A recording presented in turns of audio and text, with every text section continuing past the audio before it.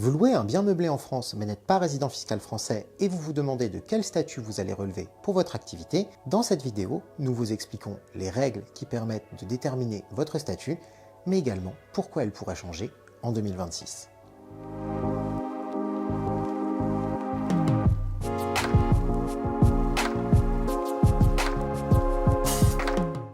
Avant de commencer cette vidéo, nous tenons à faire un point sur l'actualité de la loi de finances 2026. Entre le moment où nous avons tourné cette vidéo et celui de sa mise en ligne, la version définitive de la loi de finances est connue. Les changements que nous abordons dans cette vidéo entreront donc bien en vigueur pour l'année 2026.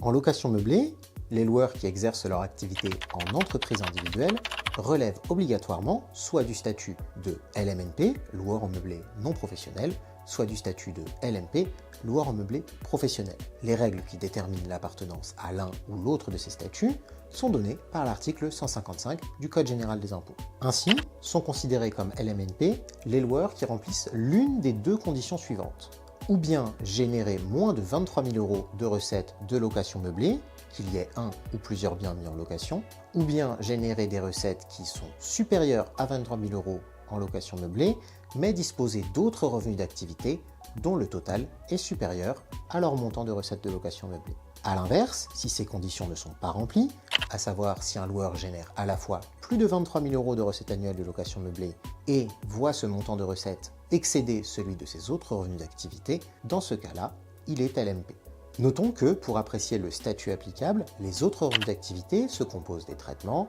des salaires, des pensions, des rentes viagères, mais aussi des autres bénéfices industriels et commerciaux qui ne sont pas ceux issus de la location meublée, des bénéfices agricoles, des bénéfices non commerciaux, mais également des revenus des gérants et associés, à l'exception toutefois des revenus fonciers. Il est également important de souligner qu'il s'agisse du montant de recettes de location meublée ou de celui des autres revenus d'activité, chacun de ces montants est apprécié à l'échelle de l'ensemble des membres du foyer fiscal qui partagent obligatoirement le même statut. Si le principe est donc assez simple, un petit détail change beaucoup de choses pour les loueurs en meublé expatriés. En effet, au moment de prendre en considération les autres revenus d'activité, la doctrine fiscale considère que seuls les revenus imposables en France doivent être pris en compte, contrairement aux recettes de location meublée, qui elles sont systématiquement prises en compte, que l'immeuble soit situé en France ou à l'étranger. En conséquence, les loueurs en meublé expatriés, qui ne perçoivent souvent que peu, voire pas de revenus imposables en France, ont bien plus de chances d'être considérés comme des loueurs en meublé professionnels, là où ils seraient considérés comme des loueurs en meublé non professionnels si leurs revenus étaient imposés en France. Illustrons cela par un exemple. Monsieur A est résident fiscal français, génère 18 000 € de recettes annuelles de location meublée et dispose d'autres revenus d'activité de 24 000 €. Madame B est résidente fiscale française, génère 27 000 € de recettes annuelles de location meublée et dispose d'autres revenus d'activité de 35 000 €. Dans ce cas, Monsieur A et Madame B sont tous les deux LMNP, car le premier génère des recettes annuelles inférieures à 23 000 €, tandis que la seconde dispose certes de recettes annuelles de location meublée supérieures à 23 000 €, mais dispose aussi de revenus d'activité supérieurs à ce même montant. Imaginons maintenant que Monsieur A et Madame B s'expatrient à l'étranger et y exercent leur activité professionnelle, qui est leur unique source de revenus autre que la location meublée. Le montant de leurs autres revenus d'activité imposables en France tombe donc à zéro. Dans ce cas, Monsieur A reste LMNP, car ses recettes de location meublée sont toujours inférieures à 23 000 €, mais Madame B devient LMP, car ses recettes de location meublée excèdent le seuil de 23 000 € et sont plus importantes que ses revenus imposables en France, quel que soit le salaire qu'elle perçoit à l'étranger.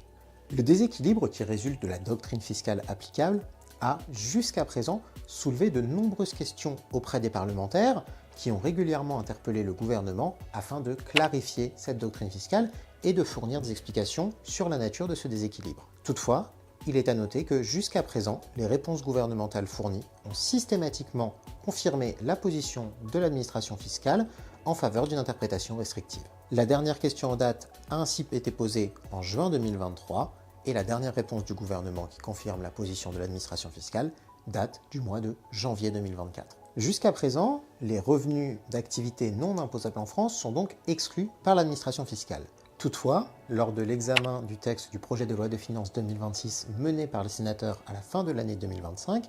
deux amendements ont été adoptés afin de modifier l'article 155 du Code général des impôts afin d'y inscrire clairement que, pour la détermination du statut fiscal des loueurs en meublé expatriés, les autres revenus d'activité, même imposés à l'étranger et non pas en France, soient pris en compte. Les rédacteurs de ces amendements ont donc ainsi mis en lumière une asymétrie de traitement, mais aussi une nécessaire mise en conformité avec le droit de l'Union européenne en soulignant que la Commission européenne a informé les autorités françaises de son analyse, suivant laquelle les règles de calcul du critère de prépondérance des recettes tirées de l'activité de location meublée mise en œuvre par la France seraient constitutives d'une discrimination à l'encontre des contribuables non résidents et, ce faisant, contraire à la liberté de circulation des capitaux. Certes, le PLF 2026 n'a pas pu faire l'objet d'un compromis lors de son passage devant la commission mixte paritaire à la fin de l'année 2025, et le texte final n'est donc pas encore connu. Mais même si ces changements ne devaient pas se retrouver dans la version définitive du texte, les loueurs meublés expatriés peuvent tout de même espérer voir les choses évoluer, puisque la position de l'administration fiscale pourrait elle-même changer indépendamment du contenu du texte de la loi de finances 2026. Mais alors, qu'est-ce qui changerait pour les loueurs meublés expatriés s'ils passaient du statut de LMP à celui de LMNP? Les répercussions seraient nombreuses et porteraient sur des sujets clés de la fiscalité de la location meublée, en impactant notamment le sort du déficit imputable, le régime des plus-values applicables en cas de vente, ou encore le paiement des charges sociales, avec un passage du paiement des cotisations sociales vers, dans la majorité des cas, le paiement des prélèvements sociaux. Toutefois, même si les changements votés par les sénateurs ne devaient pas se retrouver dans la version définitive de la loi de finances 2026, les loueurs meublés expatriés peuvent tout de même espérer voir la position de l'administration fiscale changer dans le courant de l'année 2026. En effet, lors du vote des amendements au Sénat, et préalablement à ce dernier, le gouvernement a donné un avis favorable aux 2 amendements ensuite adoptés par les sénateurs. Cette position tranche donc avec celle que le gouvernement occupait précédemment, à savoir étant en accord avec la doctrine restrictive de l'administration fiscale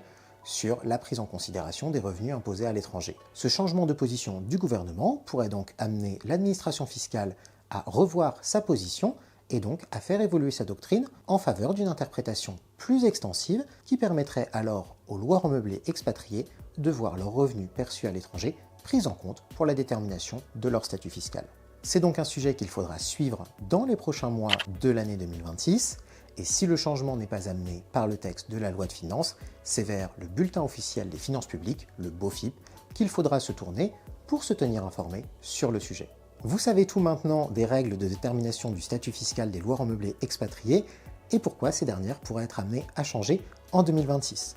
Serez-vous concerné par ce changement? Pensez-vous qu'il soit opportun? N'hésitez pas à nous donner votre avis en commentaire. Et pour en apprendre toujours plus sur le monde de la location meublée, n'hésitez pas à vous rendre sur le site jedéclaremonmeublé.com ou à nous suivre sur les réseaux sociaux.